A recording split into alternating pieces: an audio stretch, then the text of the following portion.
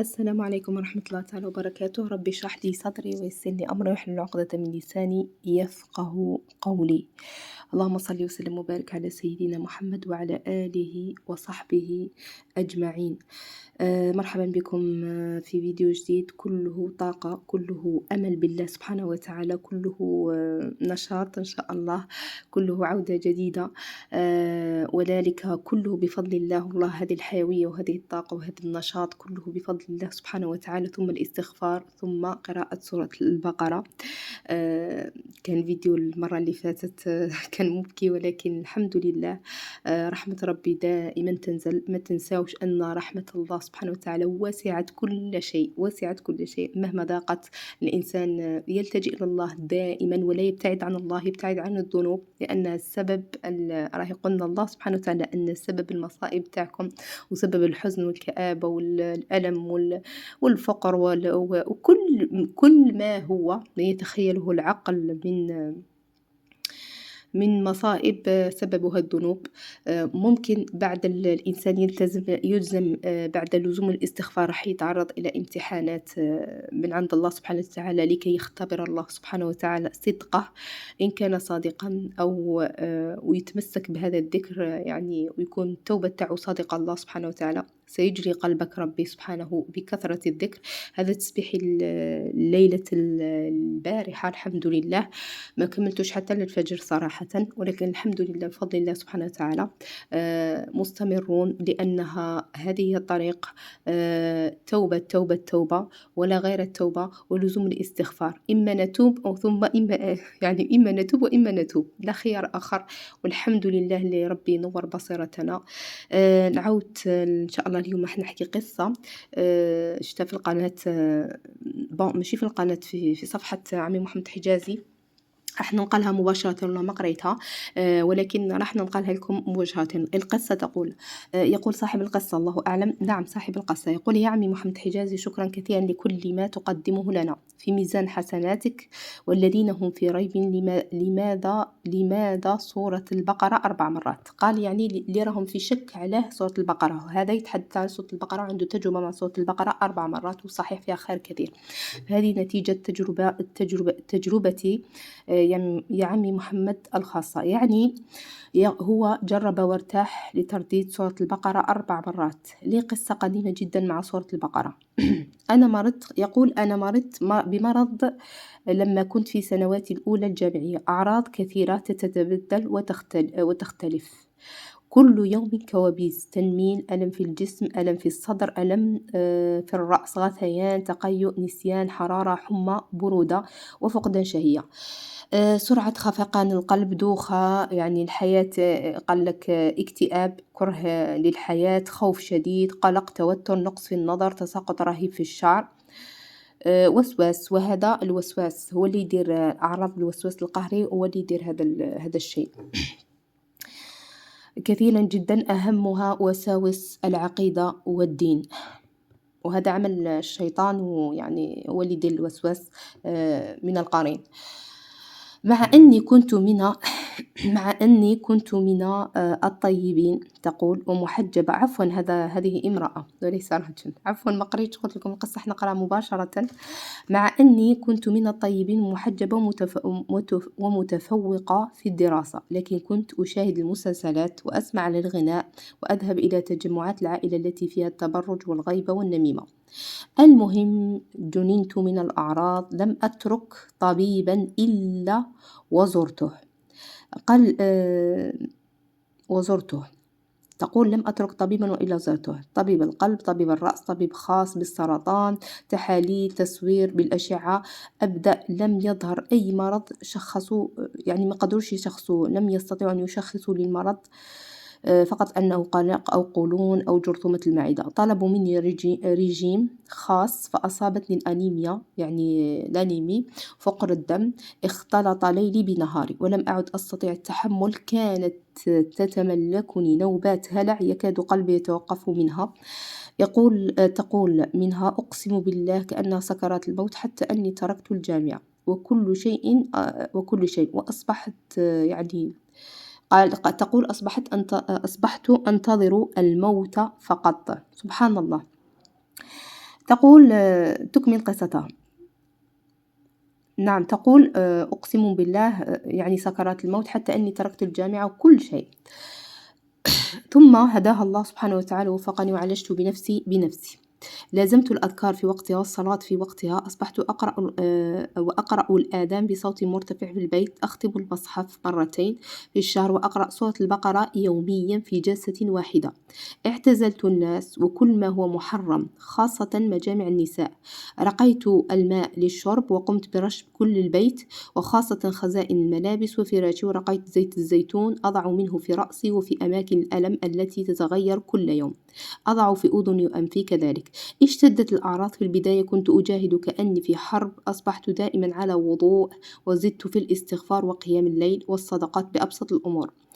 تقول حتى الأكل كنت أرقي نفسي تقريبا 3 مرات في اليوم وأمسح على جسدي. أقسم بالله العظيم قالت تقول شفيت في 3 أشهر بعد مرض دام سنة أو أكثر ولم يستطع أحد التشخيص إلى اليوم. لا أعرف ما الذي أصابني آنذاك. هذه قصة لها أكثر من 8 سنوات. أصبحت هذه حياتي. التزمت بهذا البرنامج حتى بعد الشفاء والحمد لله، ولكن تقول مرات التكاسل، وهذه الخلطة اللي نطيحوا فيها التكاسل. يقول عمي محمد حجازي في فيديو من فيديوهاته يقول ممنوع مش من التكاسل. يقال سمعت له فيديو يقول مش ممنوع نعم التكاسل، وكذلك ممنوع التماطل. ما تماطلش كما نقولوا احنا ما تستاهلش في الذنوب. يعني كي تعرف هذاك الأمر راه ذنب ما تروحش ليه، لأن راح تكون النتيجة وخيمة موراها. صحيح ربي يغفر لنا ويرحمنا وكامل، ولكن مثلا إنسان دوك عارف بلي الغيبة والنميمة من الكبائر ويروح يقعد في مجلس وعارف بلي راح يوقع في الغيبة، من الأحسن يفيتي هذاك المجلس، يترك لوجه الله سبحانه وتعالى. من ترك شيئا لوجه الله هذا راه ذنب وراح تترك لوجه الله سبحانه وتعالى. وش يعني وراه يعني بالعكس هنا ربي سبحانه راح يرفع مقامك عنده، يعوضك أحسن. راح يعوضك مجلس ذكر، راح يعوضك بأشياء كثيرة. لذلك الإنسان ما يستهترش بالذنب. الذنب راه عواقبه وخيمة. وما أصاب هذه المرأة أنا نقولها هي الوسواس القهري هو اللي عنده هذه الأعراض، وهذا ما مر بي أنا الحمد لله. أنا بالعقل إن شاء الله في طريق الشفاء. تقول لي حتى مستغفرة. نقول لكم ربما كان امتحان من الله، ما نجزمش بهذا الأمر، وربما كان عقابا من الله سبحانه وتعالى. ربما طحت في ذنب قلت لكم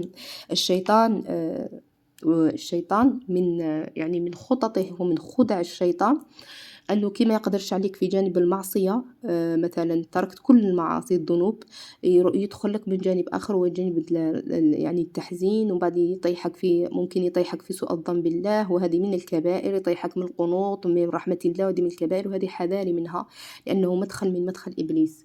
ربما في لحظة من اللحظات هو كيشوف الضعف تاع الإنسان، من اللحظات ضعفت ويعني طحت في هذا الأمر، والحمد لله راني نسترجع. أنا أقول لكم سورة البقرة والاستغفار. سورة البقرة ليس للجديد، نقول لكم ماشي للناس الجدد. الإنسان يعني اللي ما عندوش لا مبتدئ، يعني ما عندوش كما نقولوا احنا ما عاش مع سورة البقرة، ما قراهاش في حياته، ما يروحش سورة البقرة، لأن سورة البقرة قوية جدا وما يقدرش يقرأ ويتعبوه الشياطين ويطلق، ثم ربما يترك كلش. نقول لكم تحصنوا التحصينات والزموا الاستغفار كي تعيشوا هذا ما يقوله عمي محمد الحجازي. هذه خريطة الطريق للإنسان لازم يتبعها. كي تعيش مع الاستغفار بمدة طويلة وتجري إن شاء الله ثمار الاستغفار، فماك الإنسان يقدر يروح لصوت البقرة. قال لك ولو سنة، ولو حتى سنة ونصف. كل واحد يعني كل واحد مقامه عند الله، وكل واحد درجة إيمانه، وكل واحد كما نقولوا احنا ربي سبحانه شيء كرمه. القصة الثانية أنا خرجت عن الموضوع، سامحوني. سبحان الله وبحمده. القصة الثانية ماذا تقول؟ تقول حبيت نحكي لكم قصة تاع السرطان. تقول صاحبة القصة، تقول في 2010 أصيبت أمي الله يحفظها بالسرطان في المعدة، وكانت في المرحلة الثالثة. بدأت أمي بقراءة سورة البقرة، شوفوا فضل هذه السورة العظيمة يوميا تقريبا، وعندما يشتد عليها التعب كان أبي يضع يده على موضع المرض ويقرأ سورة البقرة، وأنا وخالتي أيضا كنا نقرأ يوميا. وبعد عدة أشهر عملوا لنا أشعة، وتفاجأ الأطباء بتقلص الورم. سبحان الله وبحمدك ما أكرمك. وسألها طبيب بريطاني كان زائرا في هذاك الوقت عن إذا أنها كانت تأكل شيئا معين أو تفعل شيئا تسبب في تقلص الورم، وكأنها معجزة. سبحان الله، أليس كأنها هي معجزة من عند الله سبحانه وتعالى لكي يرينا فضل هذه الصورة العظيمة. فقالت له أنه بفضل الله ورحمته ثم سورة البقرة الموجودة في قرآننا الكريم، فتعجب منها وطلب منها الاستمرار، والحمد لله تشافت أمي تماما من هذا المرض. الله أكبر، الله يتمم عليها صحته وعافيته ويشفي جميع مرضى السرطان. بكاش يعني احنا نقولوا السرطان لا، استغفر الله، هي كل شيء هذا الداء يمد ربي سبحانه، والداء بيد الله والدواء بيد الله، كل شيء بيد الله. احنا يعني بعقولنا البشرية البسيطة نقولوا مستحيل، ما كاش مستحيل على الله. سبحان الله، ربي أرادها أن تعيش مع سورة البقرة وتشوف فضلها، والحمد لله الذي شفاها الله. يقول صاحب القصة أو هذا عنده رؤى جميلة. يقول السلام عليكم عمي محمد حجازي، أنا أستغفر منذ سنة تقريبا، الحمد لله تغير حالي وتحققت لي أشياء كثيرة وتغير حالي والحمد لله. الاستغفار عجيب، رأيت المطر عدة مرات في المنام تقريبا، رجعت أحلامي كلها فيها مطر وراحة نفسية عجيبة، ورأيت أحلام كثيرة عن الاستغفار.